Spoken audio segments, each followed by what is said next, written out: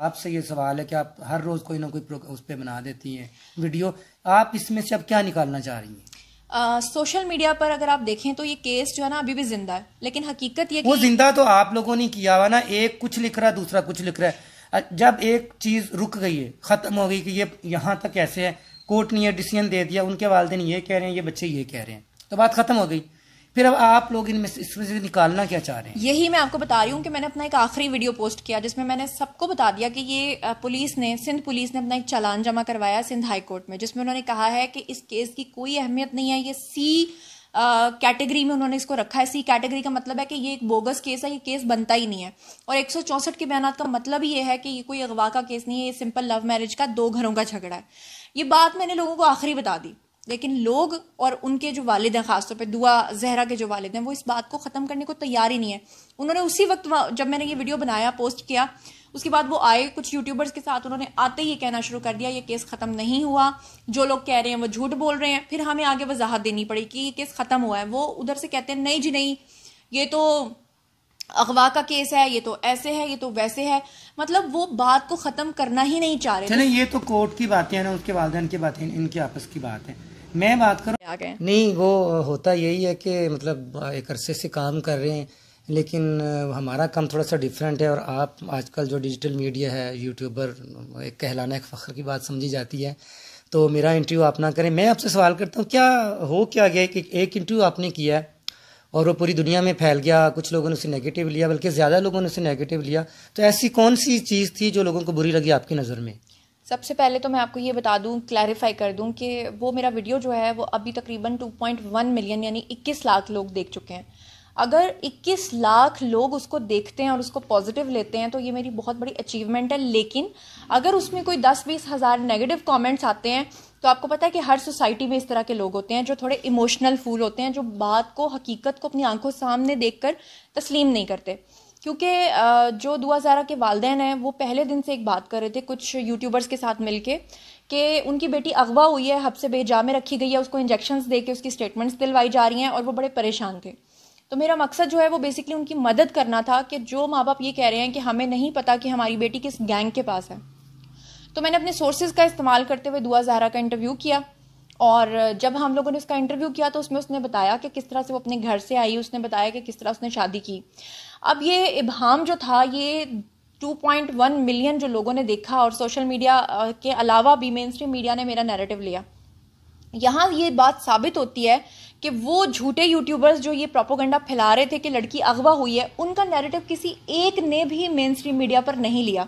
حتیٰ کہ مین stream media پر جو دعا زہرا کے والدین ہیں ان کا نیریٹو بھی نہیں لیا گیا. صرف میرا نیریٹو اس لیے لیا گیا کیونکہ میں جو کہہ رہی ہوں وہ جوڈیشری کے اکارڈنگ کہہ رہی ہوں. میں وہ کہہ رہی ہوں جو دونوں آئی جیز نے کہا، میں وہ کہہ رہی ہوں جو پولیس کی رپورٹ ہے، میں وہ کہہ رہی ہوں جو دونوں عدالتوں نے اپنا آرڈر جو ہے وہ جاری کیا ہے، جس کی اکارڈنگلی انہوں نے دعا زہرا اور ظہیر کو اپنی مرضی سے آزاد شہری کی طرح زندگی گزارنے کا جو ہے وہ. لیکن جو بات آپ کہہ رہی ہیں اور جو کورٹ سے اور مختلف چیزیں، اس میں بھی مختلف نیریٹیوز ہیں.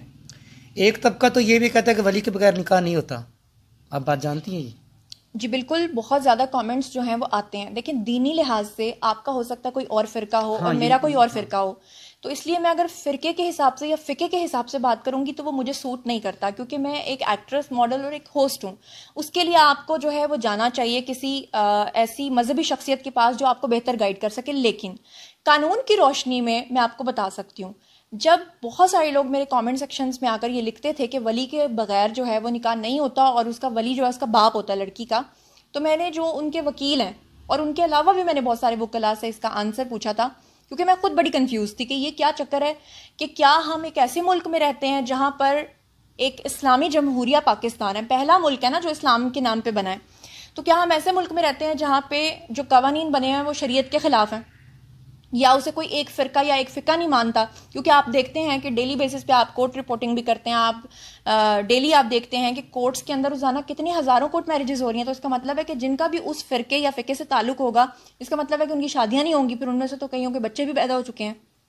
تو اس سلسلے میں مجھے جو لائرز ہیں انہوں نے جو مجھے آگاہی دی ہے وہ یہ دی ہے کہ اگر کوئی لڑکی آ کر نکاح کرتی ہے اور اس کے والدین اس میں راضی نہیں ہیں، لیکن وہ ایڈلٹ ہے اور وہ ایج آف پیوبرٹی کو اٹین کر چکی ہے، اس کی ایج پنجاب میں 16 سال ہوتی ہے اور سندھ میں 18 سال یا وہ پھر ایج آف پیوبرٹی کو اٹین کر چکی ہو, تو اس لڑکی کی جو ولی ہوتی ہے نا وہ اس کی اسٹیٹ ہوتی ہے, یعنی گورنمنٹ جو ہے وہ اس کی ولی کا کردار ادا کرتی ہے. اور اس کے اوپر جو مجھے وکلا نے بتایا ہے وہ یہ بتایا ہے کہ تمام جتنے بھی فقے اور فرقوں کے لوگ ہیں ان کا میوچل کانسنٹ اور سگنیچرز ہیں, اسی کی بنیاد پہ یہ قانون بنایا گیا ہے. اور اگر اب آ کر کوئی اس پہ تنقید کرتا ہے تو پھر ان کو قانون بدلنا چاہیے. اچھا, یہ تو ایک پوائنٹ قانونی پوائنٹ آ گیا نا. لوگوں کا زیادہ تر لوگوں کو جو میں نے دیکھا ہے وہ جو آپ کے مخالفین کہہ لیں یا جو آپ کو نہیں وہ کر رہے تھے, ان کا یہ کہنا تھا کہ ایسے لگ رہا ہے جیسے آپ ان دونوں کو سپورٹ کر رہی ہیں, اور اسی وجہ سے وہ لوگ آپ سے ناراض ہیں, کیونکہ آپ ان کا انٹرویوز بھی کر رہی ہیں اور آپ ان کو سپورٹ بھی کر رہی ہیں, اور آپ خود ہی بتا رہی جی میرے سورسز ایسے جو مجھے بتا رہے ہیں. کیا پولیس کو ان کا کچھ پتہ نہیں چل رہا, ایجنسیز کو ان کے بارے میں کچھ پتہ نہیں چل رہا؟ تو آپ کے پاس کوئی جن تھا یا کوئی اللہ دین کا کوئی ایسا چراغ تھا کہ جو آپ کو لا کے معلومات بتا رہے تھے, جب وہ چشتیاں چلیں گے, اب وہ آزاد کشمیر چلیں گے یا وہ سیالکوٹ چلیں گے, جہاں جہاں وہ جاتے رہیں, تو آپ کو یہ چیزیں کیسے پتہ چلتی تھی؟ دیکھیے کیا آپ ان سے ملی ہوئی تھی؟ Good question. میں آپ کو بتا دوں کہ جتنے بھی یوٹیوبرز تھے, سب سے پہلی بات ہے کہ مین اسٹریم میڈیا بڑی ذمہ داری سے اس پورے کیس کو رپورٹ کر رہا تھا. انہوں نے ایسا کچھ بھی نہیں کہا. مین اسٹریم میڈیا پر آپ کو کہیں یہ چیز دیکھنے کو نہیں ملے گی. یہ سارا مین اسٹریم میڈیا میں بھی پروگرامز ہوئے ہیں اس حوالے سے, جی پروگرامز اس طرح سے نہیں ہوئے جس طرح آپ لوگوں نے کیے کہ ایک بات ابھی ہوتی نہیں ہے, ابھی وہ کورٹ میں گئے تو یوٹیوب والے پھیلا دیتے ہیں جی یہ ہو گیا جی, ایگزیکٹلی, ٹھیک ہے. اور اس میں زیادہ تر وہ لوگ تو جو غیر سنجیدہ تھے, شاید ہی کوئی ایک آدھا بندہ ہوگا یا ایک آدھا رپورٹر ہوگا یا ایک آدھا کوئی ہوسٹ ہوگا جس نے اچھی اور سنجیدہ رپورٹنگ کی ہوگی. 99.9% نے ویوز لینے کی خاطر یوٹیوب پہ ایک جھوٹا پروپیگنڈا کیا.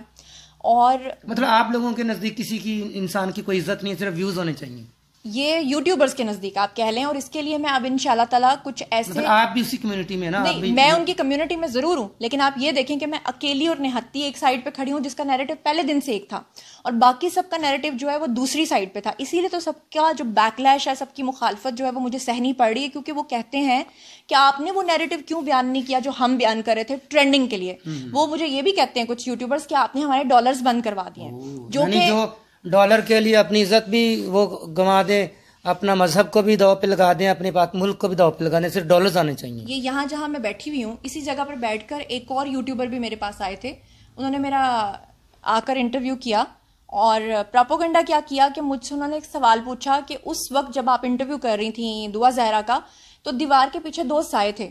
تو میں بڑی یہ بات ہوئی تھی نا, میں تھوڑی حیران ہوئی. میں نے سوچا سائے کہاں سے آ گئے؟ جیسے ہم 2 بیٹھے ہیں تو وہ کہہ رہے تھے کہ آپ 2 ہیں, 2 وہ ہیں, تیسری آپ ہیں, تو جو دیوار پہ سائے ہیں وہ کون تھے؟ تو میں بھی بڑا حیران ہوئی کہ وہ 2 سائے کون تھے.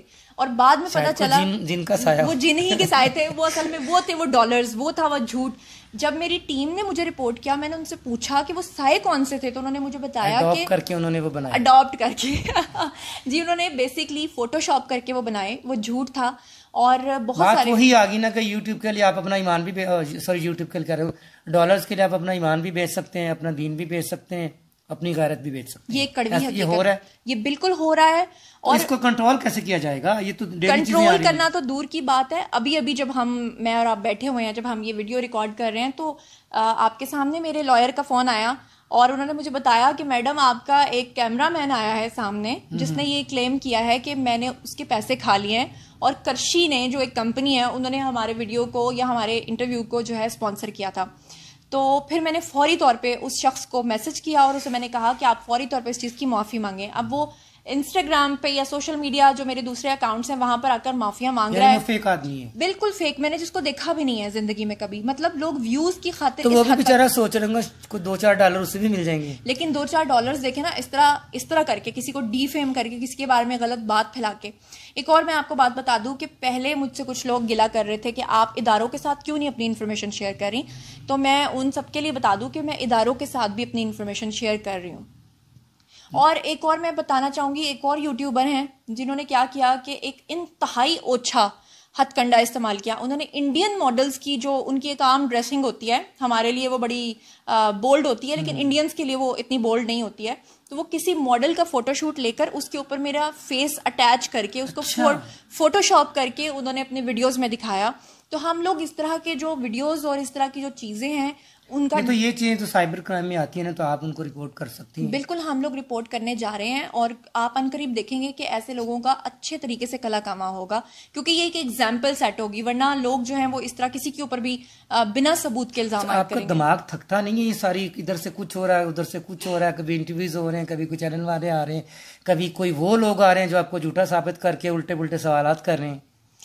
دماغ بھی تھکتا ہے، اور اس وقت میرے جوز بھی دکھ رہے ہیں بول بول کے. خود بھی جو بول رہی ہوتی ہیں وہ بغیر کسی بریک کے بول رہی ہوتی ہیں. میری سوشل میڈیا فیملی، میں آ گئی ہوں ایک نئی خبر کے ساتھ، اور مسلسل آپ بولے جا رہی ہیں. دیکھیں، جو جھوٹا ہوتا ہے نا وہ پھر سوچ سوچ کے بولتا ہے کہ مجھے کیا بولنا چاہیے، اس کے آگے نئی کہانی کیا بنانی ہے. جو سچا ہوتا ہے نا وہ اسپونٹینیس، پھر اس کی بریک آپ کھول دو. خلیل الرحمان قمر میرے بڑے اچھے استاد بھی ہیں، ٹیچر بھی ہیں، میرے بہت اچھے دوست ہیں. تو وہ مجھے اکثر کہتے ہیں کہ زنیرہ تم کہیں پہ تو سٹریس، کوئی پازز، کوئی رک کے بولو. کیونکہ وہ رائٹر ہیں تو انہیں پتا کہ ایک جو فکرہ بولنے اور لکھنے میں ایک پاز ہوتا ہے، وہ کہاں رکنا ہے، کہاں اپنے اوپر ہونا ہے، کہاں اپنے نیچے جانا ہے، وہ بالکل درست کہتے ہیں. دراصل معاملہ کچھ یوں ہے کہ جب ہم ڈرامہ کے اندر ایکٹنگ کر رہے ہیں یا ہم ڈائلاگ ڈلیوری کر رہے ہیں، ریڈیو کی بھی یہی ٹریننگ ہوتی ہے نا کہ آپ نے الفاظ کو کہاں اوپر لے کے جانا، کہاں نیچے لے کے جانا، کہاں سانس روکنی ہے، کہاں سانس نہیں روکنی. لیکن یہاں پر جو ہے نا، یہاں تو سانس روکنی بنتی ہی نہیں ہے. یوٹیوب کے اوپر یہ چکر ہے کہ جناب آپ کو پتا ہے کہ اگر ایک ویڈیو 8 منٹ سے زیادہ ڈیوریشن کا ہو جاتا ہے، لوگ اس کو سکپ کر کر کے دیکھتے ہیں، پھر پورا ویڈیو دیکھتے نہیں ہیں، پھر ان کو انفارمیشن کا پتہ نہیں ہوتا، پھر وہی سوال آ کے پوچھتے ہیں جو میں جس کا جواب دے چکی ہوتی ہوں. تو میری کوشش ہوتی ہے کہ میں ان کا ٹائم ویسٹ کرنے کے بجائے یا یہ بولوں کہ ہاں. اچھا، اب یہ بتائیں کہ اب یہ کس اتنا پھیل گیا اور یہ کیا وائنڈ اپ کی طرف جا رہا ہے، یا آپ مطلب آپ سے یہ سوال ہے کہ آپ ہر روز کوئی نہ کوئی اس پہ بنا دیتی ہیں ویڈیو، آپ اس میں سے اب کیا نکالنا چاہ رہی ہیں؟